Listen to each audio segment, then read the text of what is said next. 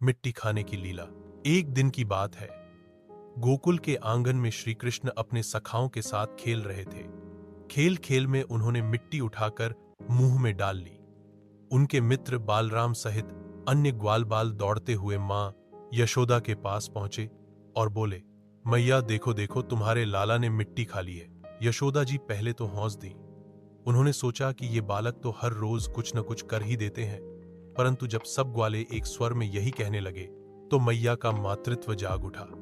वे चिंतित हो गईं और तुरंत कृष्ण को गोदी में उठाकर बोली, लाल, तूने मिट्टी खाई है क्या?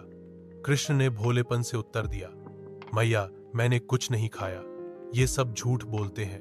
बालक की मासूम आंखें देखकर तो यशोदा का मन पिघल गया, लेकिन मातृस्नेह ने जोर दिया कि सत्य की जांच की जाए।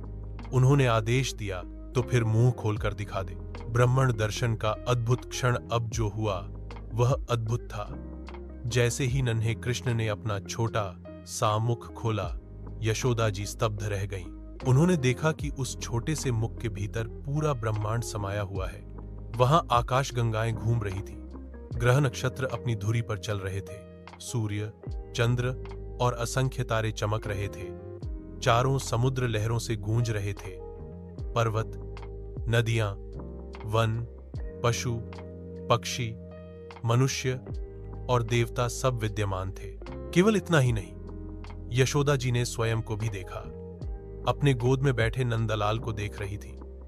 यह एक विराट चक्र था, जैसे संपूर्ण सृष्टि उस छोटे से मुख में समाई हुई हो। यशोदा जी का मन विस्मय से भर उठा।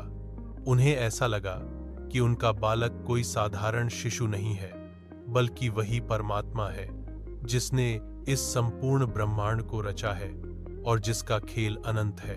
यशोदा का मातृस्नेह। लेकिन अगले ही क्षण मातृस्नेह ने उन्हें बांध लिया। ईश्वर का यह विराट दर्शन कुछ क्षण के लिए ही प्रकट हुआ। फिर जैसे ही कृष्ण ने अपनी मोहक मुस्कान दी, यशोदा जी सब भूल गईं। उनके हृदय ने कहा, वह कैसा भी हो, मेरे लिए तो बस मेरा लाल है। वह कोई देवता हो या ब्रह्मांड का स्वामी, पर मेरे लिए तो वह मेरा नटखट मासूम बालक ही है। यही है मातृत्व की शक्ति, जो परमात्मा को भी बांध लेती है। यही कारण है कि श्री कृष्ण ने स्वयं कहा है कि वे अपनी माता के स्नेह में सदैव बंधे रहते हैं।